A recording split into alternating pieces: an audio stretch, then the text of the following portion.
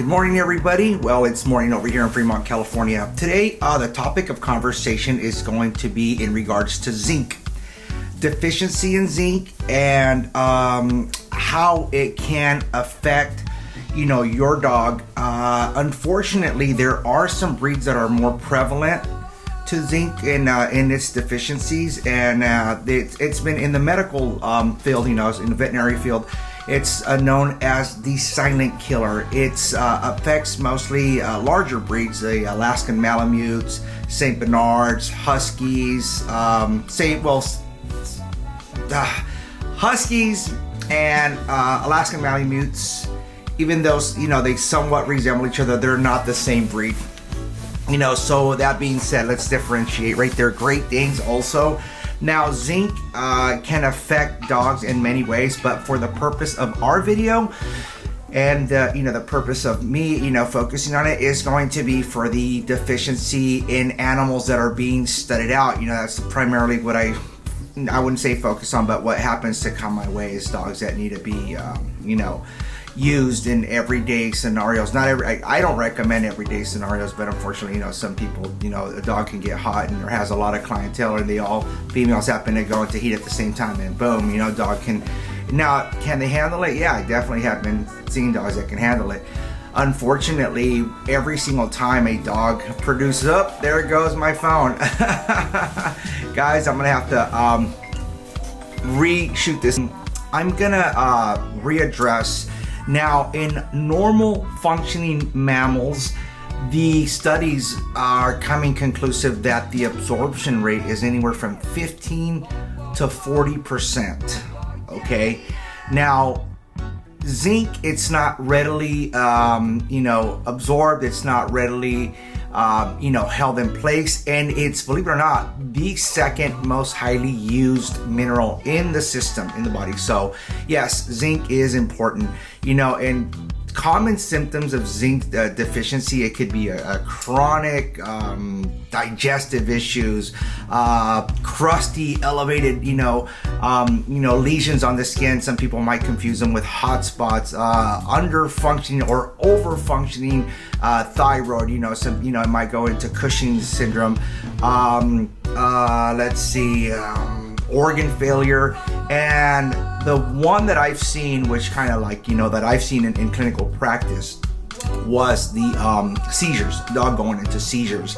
And obviously, once we run the blood work and we look at the trace minerals and such, we noticed there was a deficiency in zinc. Now it's it's very easy to get a hold of and put in an IV bag and kind of try to balance things out. But it's kind of like repairing a car. You have to kind of go through the steps and look at the symptoms, and you're just treating the symptoms. At that point, you're treating it symptomatically.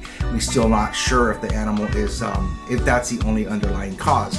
Now, like I said, for the purpose of this video, it's gonna go in regards to semen motility, semen production, and I wouldn't go into morphology because still it's inconclusive. I don't think there's been any studies. I don't think zinc necessarily affects it directly.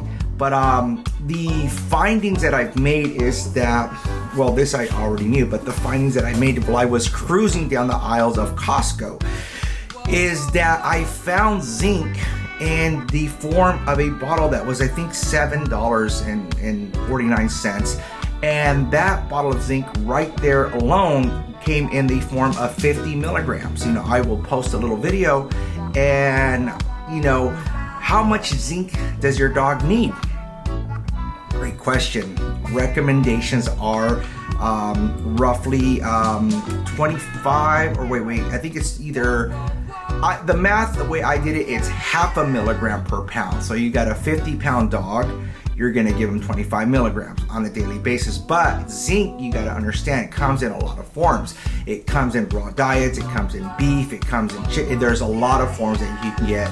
Now, is it bioavailable? Is your dog absorbing it? Like I said, when you supplement a dog, it's insurance. You're giving them insurance. It's like, even with female dogs, you want to give her a prenatal, because we're not always running blood work to see if we're lacking in certain ailments. Now, the other really important thing about zinc is it helps with the immune system, you know, fortifying the T cells. What are T cells? That's like the first natural defense of an animal's immune system. You know, you got T cells, you got memory cells, you got B cells and such, but those T cells are the first identifiers, you know, when a virus starts to invade the body, you know, and to the point where a dog can even become jaundice, meaning it's got yellowish around the gums, around the eyes. And now remember, jaundice is not a disease, it's a symptom, okay? So there's just, you know, symptoms there to look out for. So with that being said, as I was cruising down the aisles, I found a bottle of that, I think it's called Nature's Bounty. I'll post a video. And then I started looking at then I just got curious and I started going down the aisle. And I'm not gonna name the types of dog food, but then I started flipping the bags over. And believe it or not, to my surprise, one particular brand that is highly regarded, it only said zinc, but it didn't give you the actual amount. I could be wrong, you know. I mean, like I said, I'm not gonna go and bash the company, but I was very one of the brands actually surprised me, you know, that had more of what I expected since I was going down the aisle, and they were all kind of coinciding. Now check this out. What I found is that the zinc content in those bags was 150 milligrams per kilogram. That means you'd have to feed it a kilo of dog food to get the 150 milligrams, that, you know, which is a little bit in excess, but like a kilogram, that's 2.2 pounds. You know, who is feeding their dogs 2.2 pounds of dog food? I mean, I have French Bulldog. I'm sure there's other dogs, but you gotta remember, the bigger the dog, the higher the requirement. So when I did that math, I said, whoa, okay, 150 milligrams. I know I'm not feeding my dogs 2.2 pounds per feeding, you know, so, you know, I kind of reevaluated that. And so when you do the math and, you know, you realize that you got to give your dog, you know, half a milligram per pound, what does that turn into? So if you got, you know, say a 50-pound dog, then you know, you're going to give it, you know, half a milligram. It would be 50 if it was, so you divide that by 0.5, it's going to give you 25 milligrams. So unless the dog is very, very, very needy or is, you know, suffering excessively, you can bump it up to 50 milligrams, no problem. Now, can you overdo it? Absolutely. Yeah, you can overdo it with zinc, you know. So, you know, it's in the dose of 900 milligrams and such. So just be very, very cautious of that. The other thing I wanted to state is that I found a very common brand that everyone just, you know, it's kind of like the go-to, you know, Oxy Stud.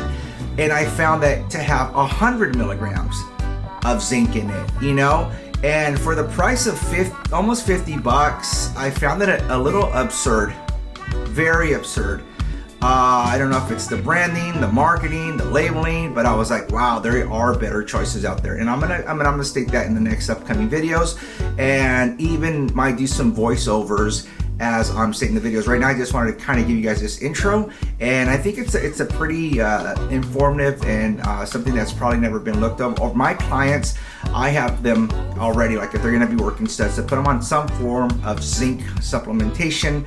I don't really care where you get it from. You know, you get it from Oxy Stud, you can get it from sardines, you can get it from tuna, and believe it or not, with human beings, it's also known as an people don't label it as, you know, zinc, you know, but you'll hear the old theory about, you know, oysters for men, you know, for a night of, you know, of having fun, you know, that it is a natural aphrodisiac. Well, if you look at the mineral content in oysters, you're gonna find a ton of zinc. You know, it also helps with the vasodilation. Also, people that are pumping iron and stuff, you'll notice a lot of those supplements contain quite a few amounts of zinc.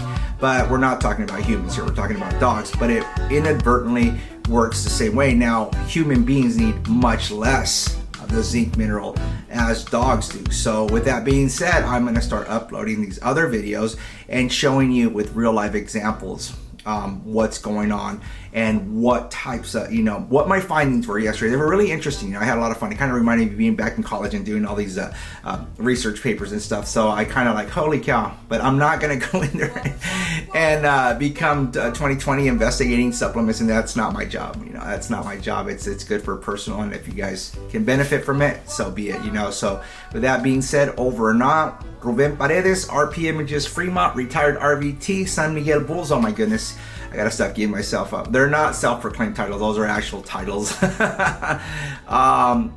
guys take it easy, have a safe and productive day, and let me get busy and finish up these videos, and hopefully I can put this one out. It'll be a good one. All right, thank you very much.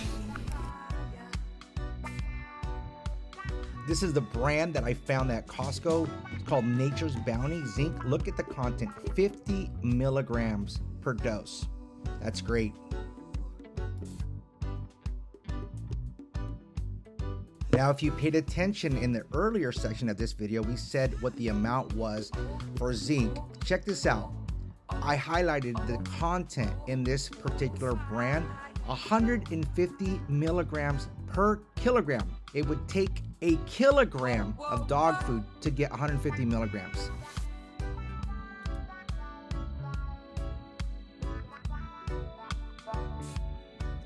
Now, this particular brand of dog food kind of surprised me. It's very, very highly touted, and it just says zinc. I couldn't find the actual content in it. I'm sure it's on their website, but I was surprised nonetheless. Really depends on the size and weight of your dog, but this brand right here actually had the highest content. It came out to 180 milligrams per kilogram. So you still have to go and do the math and see if you're getting the proper dose. But then again, it actually has 30 milligrams more than the other brands. So not bad, not bad.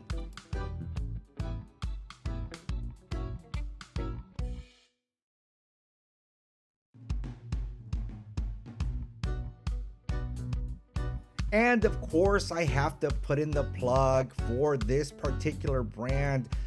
At this price, Nature Made Prenatal at Costco, $15.99. Oh my goodness, guys. It doesn't, in terms of value, it doesn't get any better than that. So just a quick little plug for my prenatals.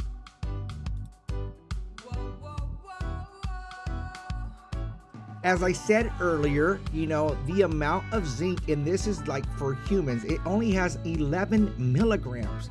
Compare that to what your actual dog needs. There's a huge vast difference, you know, so actual multivitamins for humans will not cut it. And of course, I had to mention Oxystud, because if you notice, Oxystud has 100 milligrams of zinc.